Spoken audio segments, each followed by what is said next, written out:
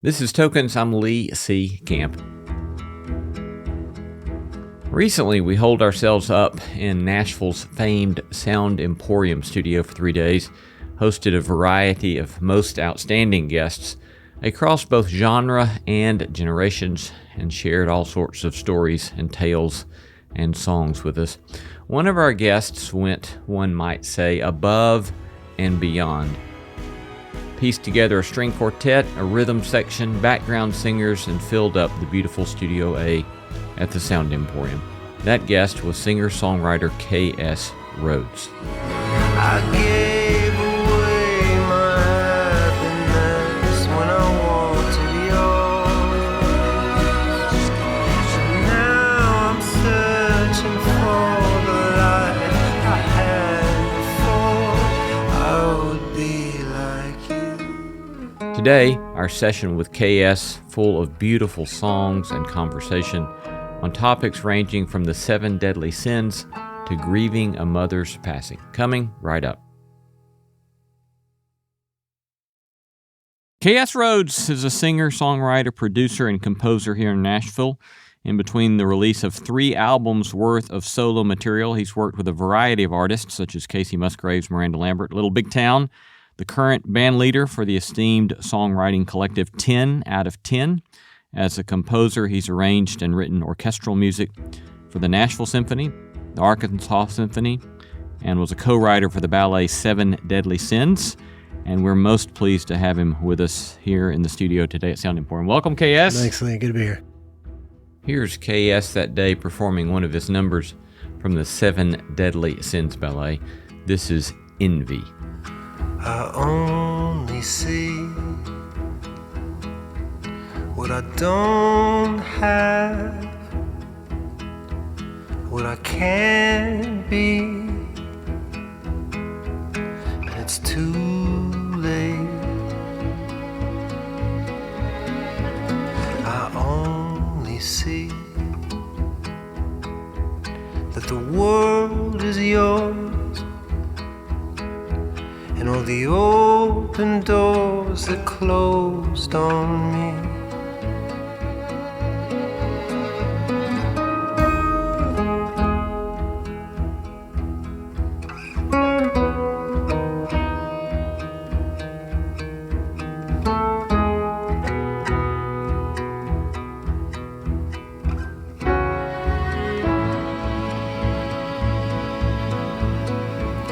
You only see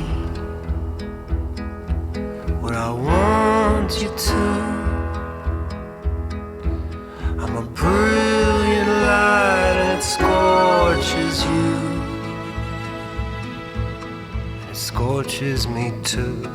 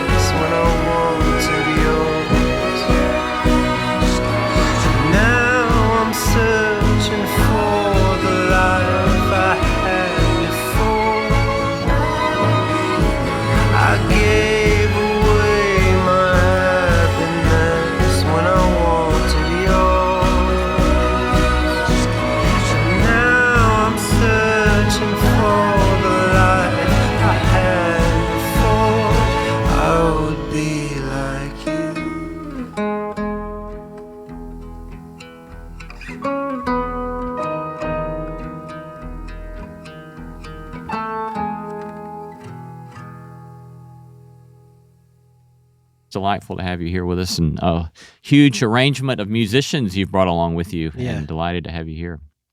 So what got you started doing a whole set of songs on the 7 Deadly Sins? So 7 Deadly Sins, the idea began from Chris Stewart. He was the choreographer. He was basically given the ballet was given over to him. It was his first full choreography by himself. And so they were like, Chris, what do you want to do? He had this idea that he always wanted to do 7 Deadly Sins. So it started with the choreographer. And then it was like, okay, what's the music going to be? And it sort of evolved into having 10 out of 10 involved. And 10 out of 10 basically began as a group of songwriters all touring together, playing on each other's songs. It was started by Trent Dabbs, who's a songwriter here in town, great songwriter. And it was his idea to start 10 out of 10. And so like 10 of us, 10 different solo artists, myself, Aaron McCarley, Trent Dabbs, Katie Hertzeg, all these people, we would get together and just hit the country and play on each other's songs. So that sort of became a thing, 10 out of 10. And the ballet wanted to work with 10 out of 10, so it all came together like that. So did you have in that process any kind of significant revelations about seeing things about the so-called 7 Deadly Sins maybe that you hadn't seen before? Yeah, so when Christopher Stewart and I sat down at a coffee shop, started talking about, okay, it's going to be about 7 Deadly Sins. My first thought is always this sort of Catholic 14th century 7 Deadly Sins, when it's like medieval, moralistic, finger wagging sort of thing. Yes, and like just this sort of, overly wild, the 7 Deadly Sins. When I got together with the other songwriters, because I scored the music myself, but I co-wrote all the songs with different artists in 10 out of 10. And when we got together, we all sort of were like, how do we make this personal, real? And so we started looking at this, the 7 Deadly Sins, like what's envy? And instead of it being like that real old wild thing, it was like, how is this very real in my life? Yeah. Like I have envy, major envy. And so we wanted to really approach them from an honest, real point of view. Yeah. Yeah, that's the thing that strikes me about the lyrics of the songs is that it's highly practical, immediately relevant, and you begin to see this is not some irrelevant, detached medieval idea, but something that defines so much of our lives in such potentially deadly ways. Yeah, and that's why, I think the idea came out because it's a human experience saying like, oh man, these feelings of gluttony and these are not good. Another thing in the song Envy that caught my attention was you have this line, I gave away my happiness. I gave away my happiness when I walked to yours. Now I'm searching for the light I had before. I would be I think to a lot of people, it may be a surprise that, especially even in the medieval theologians, they very much focused upon the point of Christian life is happiness. And I think for a lot of folks raised in Protestant traditions, the notion of happiness is somehow dangerous, not a legitimate quest. But strangely, in the Middle Ages, people like Thomas Aquinas, for example, he said, the point of all of this is happiness. Yeah. And things like the 7 Deadly Sins are these habits and dispositions that can crush the possibility of happiness. And so I love the way you kind of capture that in the song on Envy in particular. Yeah, and I've always thought of like bad things generally are like the wrong way to get towards happiness. Like all things sort of have this end goal of happiness, but they can be misconstrued. And with envy, we started thinking about it, like we basically live in, and I feel bad for like high school kids right now, this Instagram world. And that was sort of in the back of our minds on that song, like the second verse, it's like, you only see what I want you to. And that's, Instagram. I mean, Instagram is really just a place to go and be like, look what I'm doing. Right. All day long. Right. Like there's just so much of that. It's like, I'm on a plane. You're not, I'm on a private plane. You're not on a private plane. I'm at the beach. You're not at the beach. Yes. That's like the flip side to it.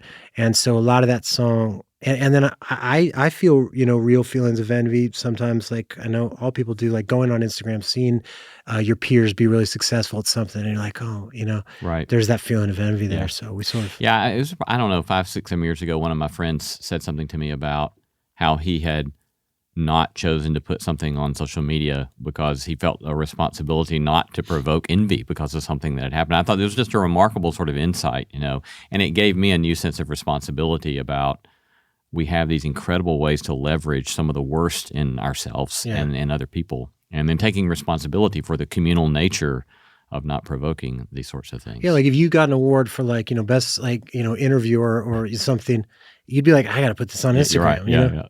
Another thing that I caught, especially in there, is the importance of paying attention to what we pay attention to. So you have this line, I only see what I don't have. Yeah. I only see what I don't have, what I can be, and it's too late.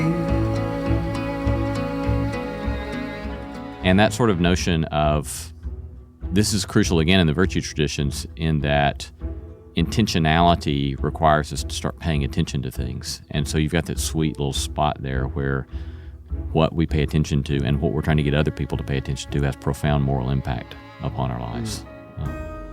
Yeah, that's just very me. Like, I only see what I don't have is like, I do that a lot. It's something I got to work against. It's kind of a tragic ending to the song too. A sort of, we realize maybe too late all we lost because we got so caught up in the envy.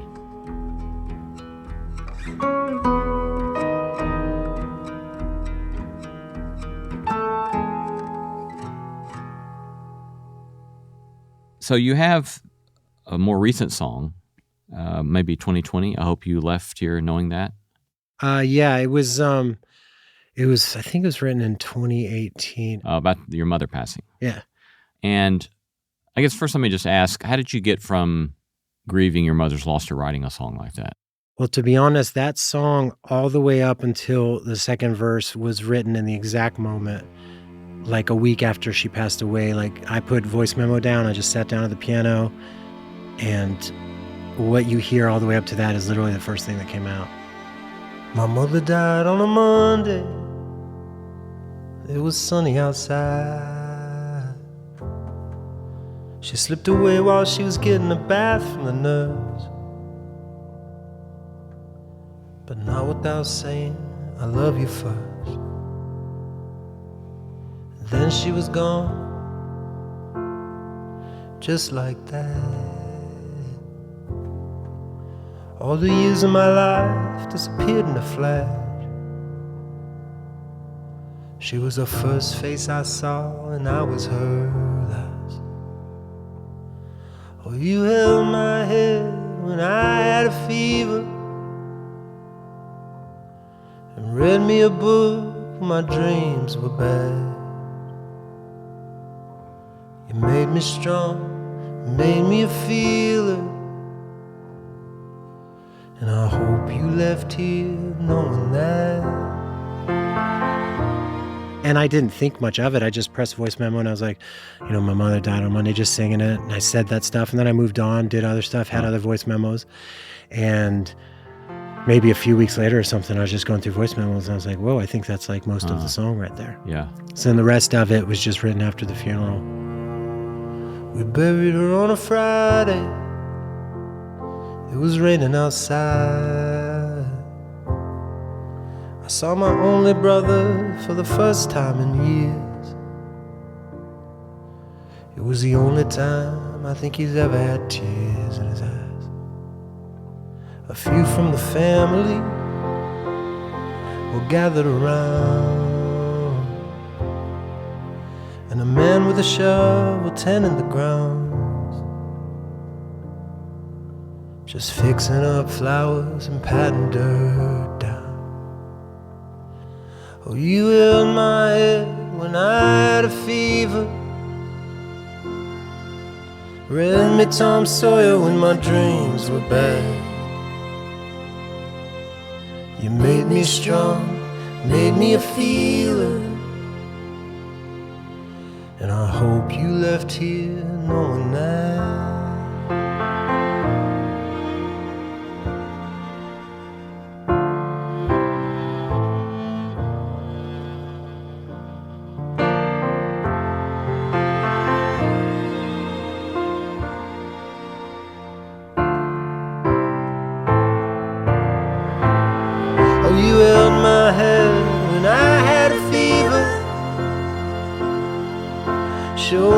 to swing a baseball bat.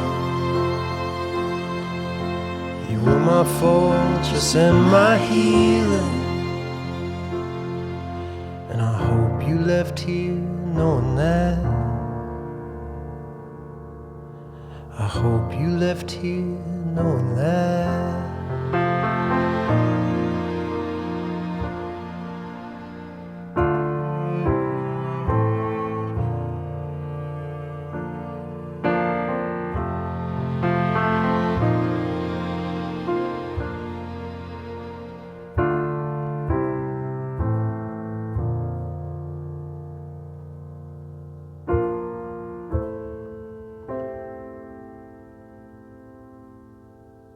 Had your mother been ill for quite some time? Yeah, so she had pancreatic cancer, and she lived down in Florida and moved up here. We moved her up here thinking, because, you think like, oh, wow, so this, pancreatic is more or less, you only have limited time. Like Alex Trebek died of pancreatic cancer. And so, in the back of your head, you think there's like 3 to 5 years or something, but after a year, it was over. And the main thing that I had from that, it's just like, if I had known it was only a year, wow, I would have been at her house every day. But there's a part of you that's like, okay, well, she's here, she lives here. I haven't seen her all week, but we've got a few years together. Yeah. So big lesson in life right there. What were kind of other lessons learned for you or things that you began to see in grieving her passing or in that process of leading up to her passing? What I'll say the most I've seen is ever, like, I won't be able to talk about that. It's too hard. Having a daughter, that's where all the emotion comes from. So I had a daughter. I can't talk about it.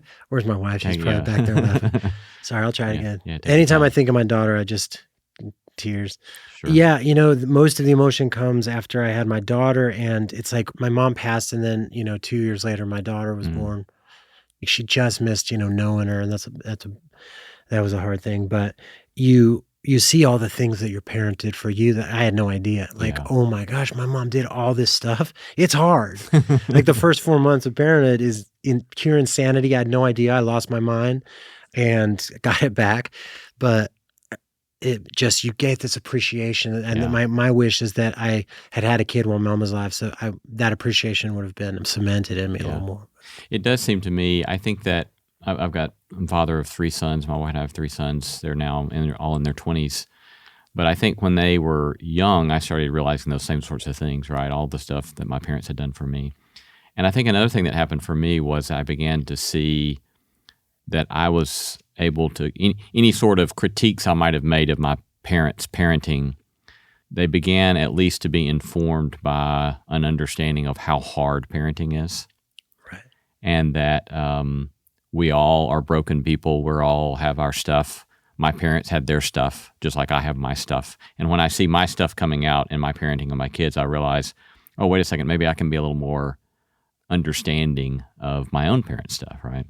But I don't know, is that you resonate with that at all, or what do you make of that kind of experience? One thing I resonate with, I feel like in the public sphere, they need to talk about more how hard parenting is right off the bat, because I wasn't prepared. Everybody's like, oh, it's the best thing in the world. And it is eventually. But at first, it's super hard. And people so now friends who are having kids, I sit them down and I give them the talk. And I'm like, man, you're going to get blasted like you've never been blasted. 3 months in, you're going to be... All your character defects come out. Yeah, you're going to be looking at the sky like, what have I done? But in a short amount of time, you're going to be like, this is the best thing ever. Yeah. My oldest son called me from New York City last week. And he said, I was just watching a dad handle 3 young kids. And he said... I never realized how utterly exhausting this must be. Yeah. So, it's tough work.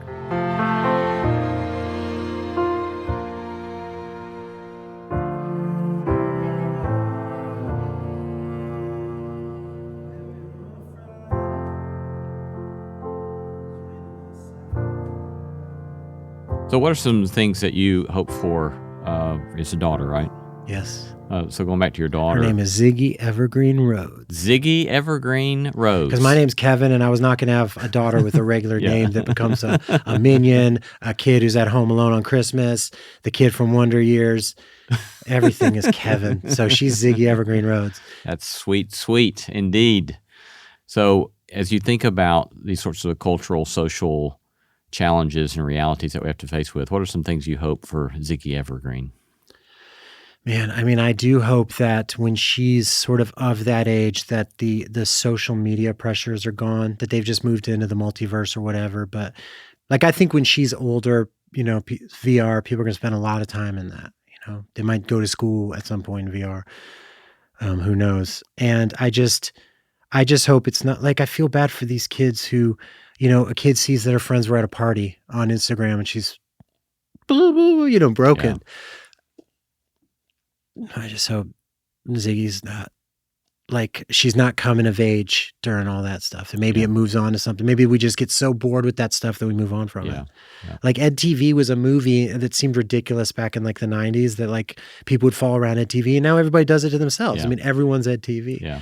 I hope that that's gone for my daughter. And I mean, we made the mistake of showing her YouTube. And so she knows now that she can see this and then see that 2 minutes later and see that 2 minutes later.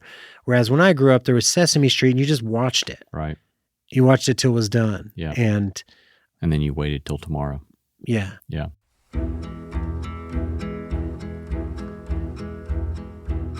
As I was listening to your song about your mom in conjunction with the song about envy, one of the things that struck me, there's a lot of social science literature, positive psychology studies and so forth done on one of the antidotes to envy, perhaps the best antidote to envy, is gratitude.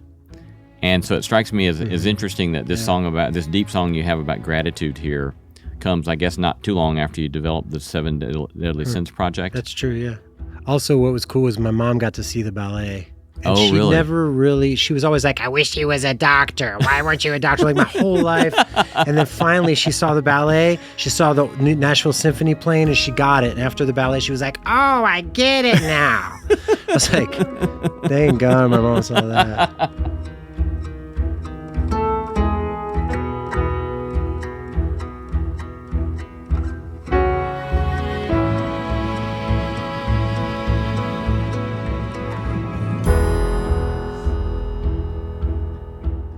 Will you expound a little bit more about what your mother didn't see until that point? Not necessarily from the perspective of your mother, but what is it about you that has kept you in the hard work of doing artistic work? What is it about that labor that you love and has kept you doing this kind of work?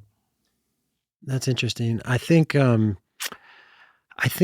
it's just you get better and better, and it's more interesting as you get better and better. And you're like, oh, wow, like I can do this.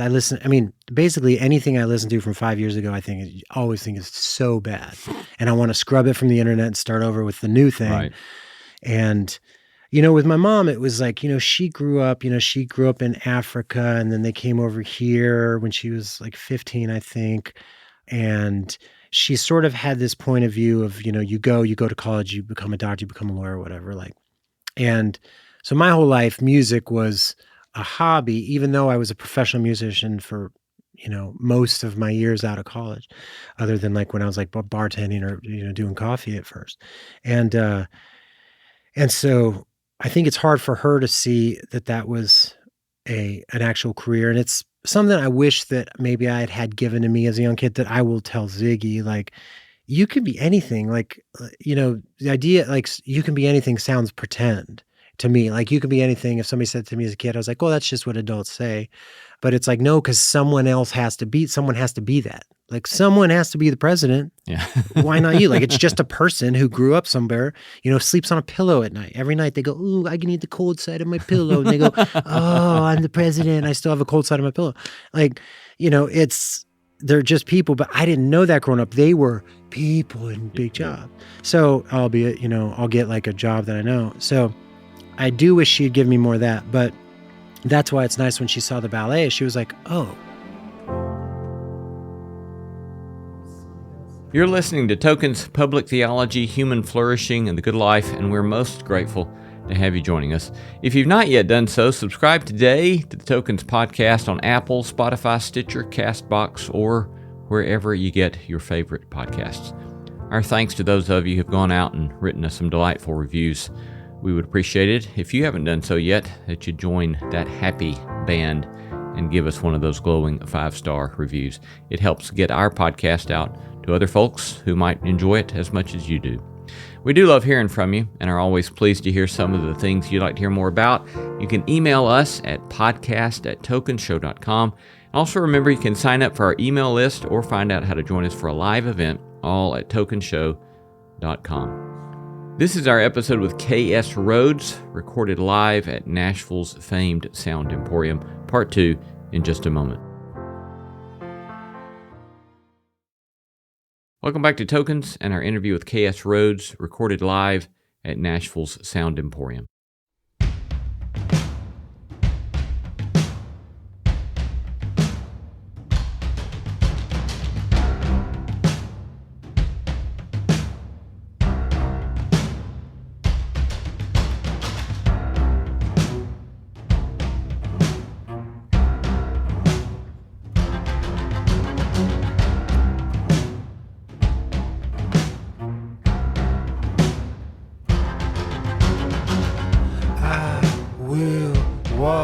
As you suffer,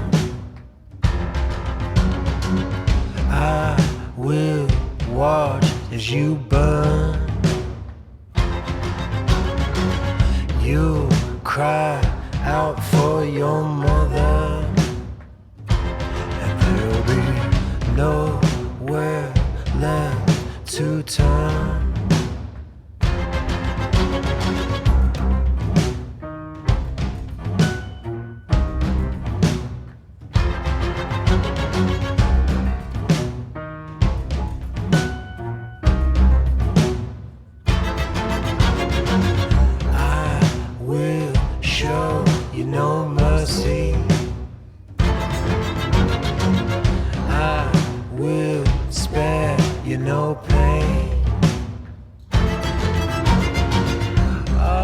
Should've known to never try and hurt me,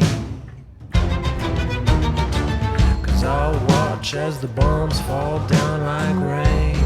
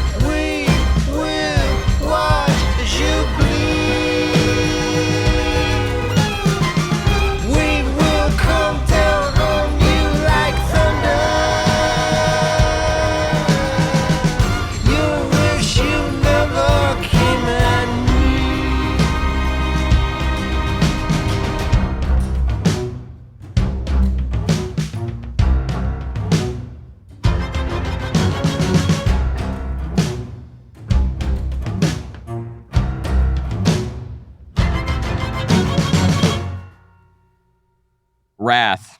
Man, what a song. At least in the moral philosophy literature, wrath is different than anger in that anger typically in lots of psychology and even I would say in a lot of good moral theology stuff, anger is not a problem. Anger is a sort of at its best, anger is a warning sign that somebody's violated a boundary. And so anger is saying, you should do something about this, or maybe you need to pay attention to this. But wrath is kind of a different thing altogether, right? Yeah. How did you think about wrath in going into the writing of this particular piece? Well, there were a few things. One thing, at the time we were writing the piece, it was, back in when was that? 2016, it was when politics was sort of getting its head in the country. Everybody's so mad at everybody on the other side, Yeah. Myself included often, So partially there was a little bit of the back of that mind is just people just wanted and still do. People want to see other people just decimated, especially online. It is just like, a place to just destroy. People want to see people destroyed as opposed to want to see people changed, Yeah. So Wrath is probably the most dramatic of the ones for me. I wanted it to be ridiculous and dramatic. Musically, I was sort of inspired by like Russian composers like Stravinsky and Prokofiev, where I can hear that. The notes are, there's so many accidental notes. It's discombobulated most of the time. Yeah. Discordant and so on. Yeah. And so musically, that was sort of how I approached Wrath. Is just this constant you get settled into that sort of groove that happens, and then you're taken out of it again. Yeah. And versus anger, Wrath is just wanting to just destroy. Yeah. There's a sort of there's an old line I hear a lot of people use who've spent time in the recovery world, and they say something like, resentment is like drinking poison and hoping the other guy dies, which I think resonates pretty well with your song there. It's a sort of, we really want the other guy to die, but what happens is it ends up splitting us and destroying us ourselves. Yeah. I like talking to you. It's like it's like therapy. Like, he's giving me great stuff. This is awesome. So you have this move in that song between I and we. We will watch as you suffer. We will watch as you bleed. And I don't know, what I made up was, it reminded me of the story in the New Testament about the demoniac, where it's like a split personality. And I don't know if, may not have been at all kind of what you're thinking, but what I was thinking was, I see in myself that under the influence of any of the 7 deadly sins and under the influence of wrath, it's like a disintegration of the self and a multiplication of the self. And so it's not just, I can't just speak about I anymore. Now it's like we and the torn nature of myself. But I don't know, what do you make of that? Well, that's deep. I'll say it's that.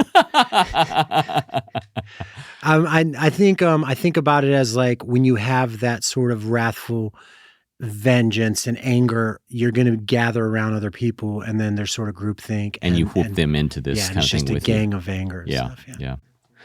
So with regard to anger and wrath, how do you find for yourself perennial? I mean, what sorts of things get you in a space of where you're having to realize, now I'm moving away from a helpful, potentially anger, to a destructive, potential wrath?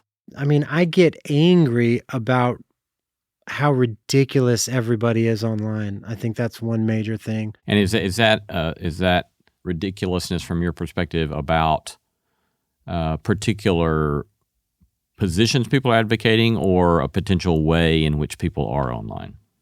It's partially a way that people are. Like, I think that, I'm not a both sidesism person. Like, Mm-hmm.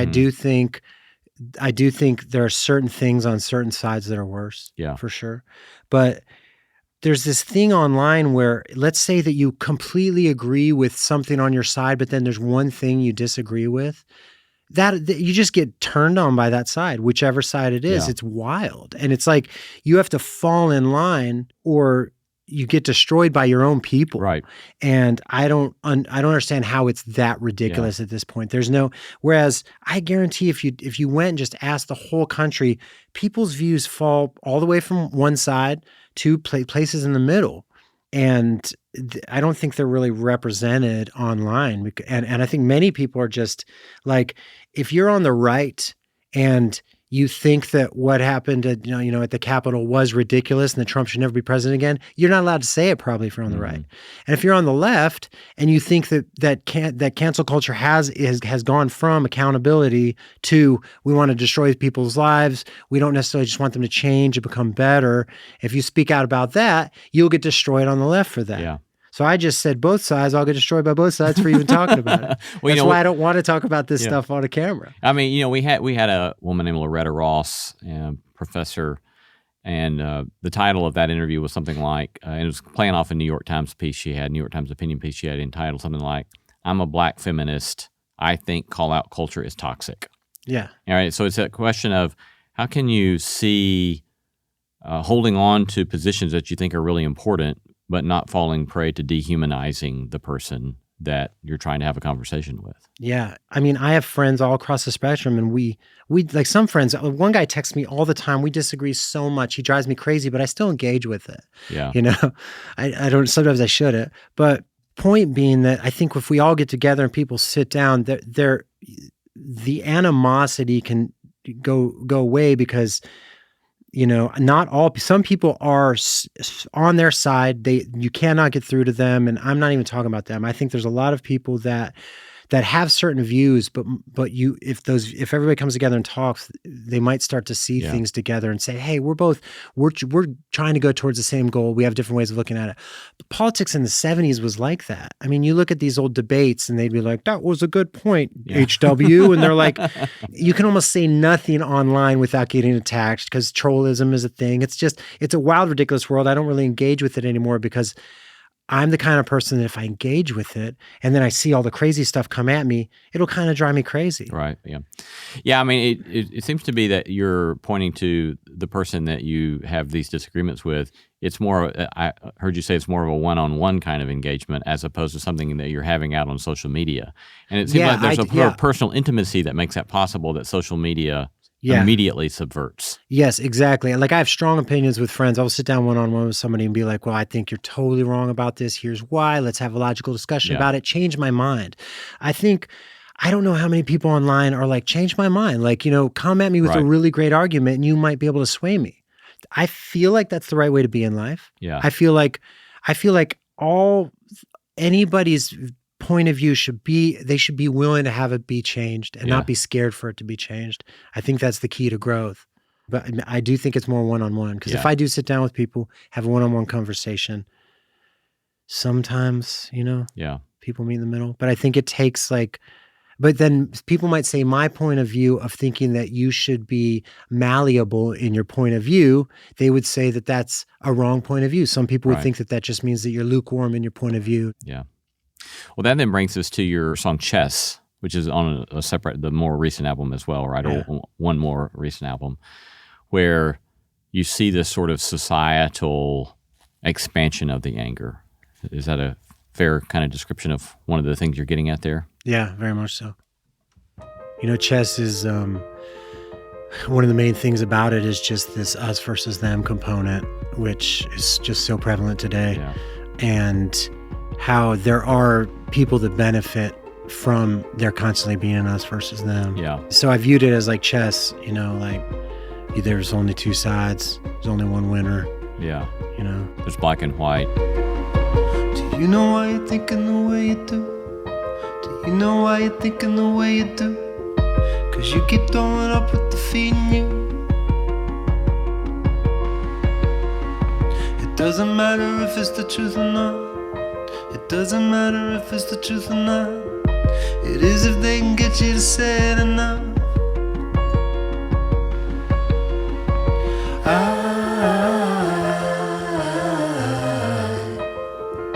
I'm never gonna change your mind.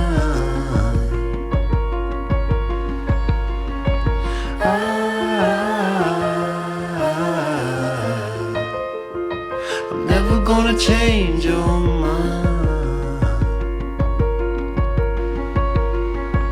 Are you the bullet or are you the bird? Are you the bullet or are you the bird? You're burning the book and you haven't read a word. It's only black and white if you're playing chess. You have to pick a side if you're playing chess. That's the way they keep you down, I guess.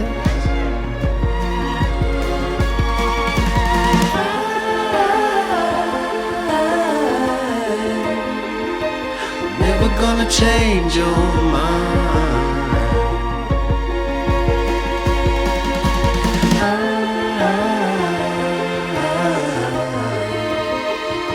I'm never gonna change your mind. Whose eyes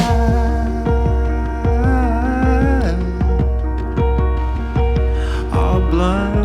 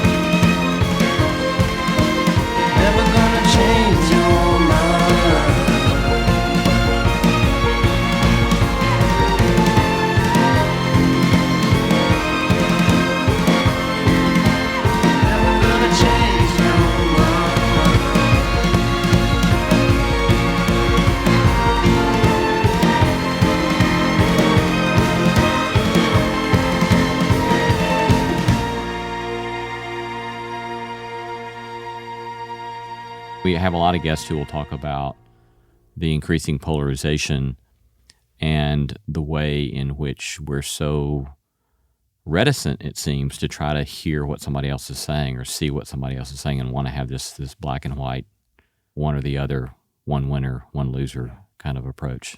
And I feel like in that song, like there's probably a few different things that I'm feeling when I wrote it, because there is a certain amount of, we're getting in this place in society where, since everyone has their own opinion about what truth is, there's not this foundation of truth that maybe we used to rely on more, like just, even within science, that, 50 years ago, I just feel like science was really regarded. The people that spend, 4 years undergrad and 4 years postgrad doing this, like there was a respect that you gave them and a certain amount of, well, you're the scientist, you've spent 20 years studying this, I'm going to trust you. And it seems like in a matter of years, that's sort of disappeared.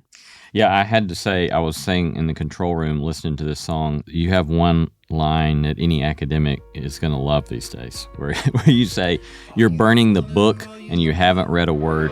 Are you the bullet or are you the bird? You're burning the book and you haven't read a word. And it's like, yeah, this kind of dismissal, disregard for intelligent engagement with ideas, right? Yeah. And just a dismissive sort of paths there.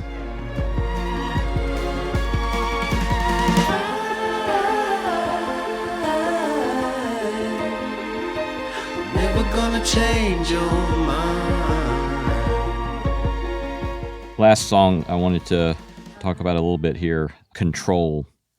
And given that one of the big themes here is Seven Deadly Sins, I wondered about if, or I'll just say that for me, I heard a continuity from the Seven Deadly Sins theme in Control of kind of a pridefulness, an illusion of pride that I have some sort of control. But obviously, you're working with the notion of parenting, and I know for myself that I can't think of anything that has disabused me of the illusion of control as much as parenting. And but I think in many ways that's what life seems to be about, is coming to this place of realizing I really don't have control of very much at all. And I have some control over how I act in this immediate moment. And if I work hard on myself, I can learn not to react in certain ways and respond in some sort of choice and response. But what was it like for you? What was your experience like in writing a song like that? And did it come out of your having a child? It did not come out of having a child, but there is definitely a certain amount of like I need control. I'm a control freak. I don't know. You can ask my wife. She gave the thumbs up. I'm a control freak. Yeah. At a young age, I sort of had these sort of hallucinations that happened naturally, and I don't know what they were when I was young. I think it was a mixture of like chemicals and probably panic and stuff like that. But it was like a certain amount of control that I created that helped me sort of deal with it. Probably, became a big part of my life is like, if this and this and this are all in a row, then I'm good to go. Yeah. But as a song, control is, I sort of imagine this futuristic, like when I wrote it, like Brave New World sort of scenario, space opera kind of feeling is what I was feeling. And just seeing like a child in the future that's like, why did you guys do this to the planet? Like you knew you were, and everybody's just in like white lab coats, just like, you deal with it. That's sort of like what was in the front of my mind dealing with that song.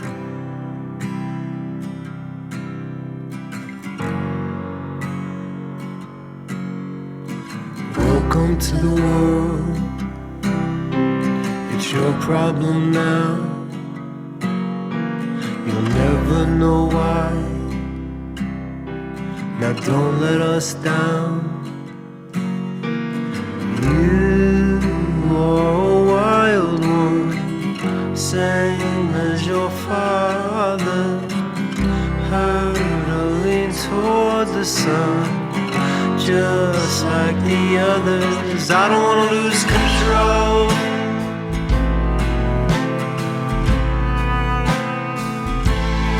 I don't want to lose control.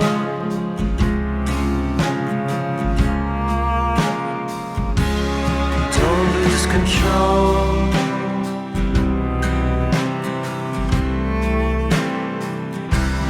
I don't want to lose control.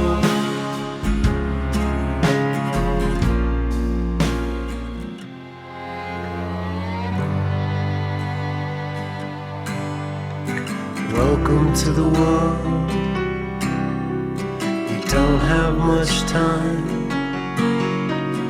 Never slow down. Don't get left behind. You are a wild one, same as your mother, hurtling towards the sun, just like the others. I don't want to lose control.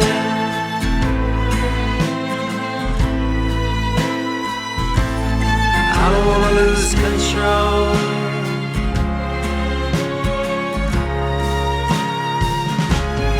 Don't lose control.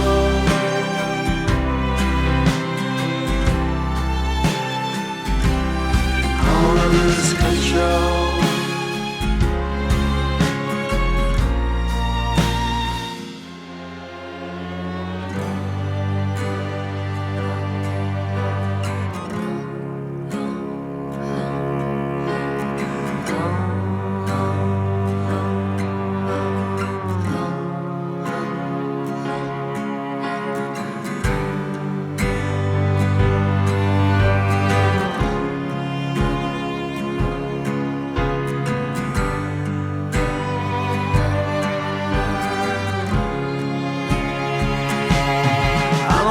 Lose control.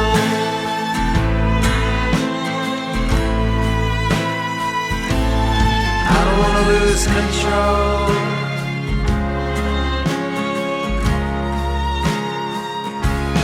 I don't wanna lose control.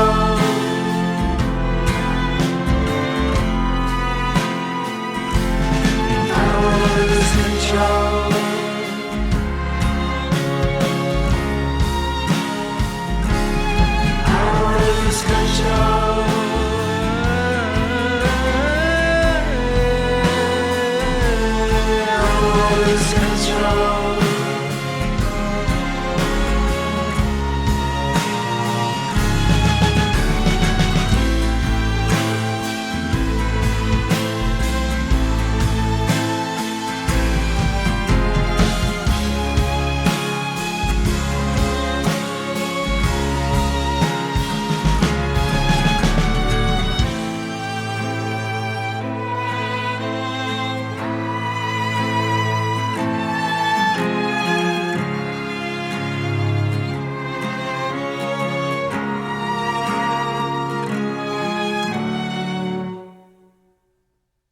talking to KS Rhoads, singer-songwriter, producer, composer here in Nashville, about several of his recent projects. KS, it's been a delight to have you with us. Yeah, it's been good talking to you. Thanks so much for your excellent, beautiful, moving work.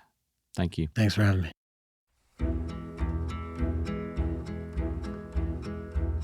You've been listening to Tokens, Public Theology, Human Flourishing, The Good Life, and our interview with KS Rhoads, recorded live at Nashville's famed Sound Emporium.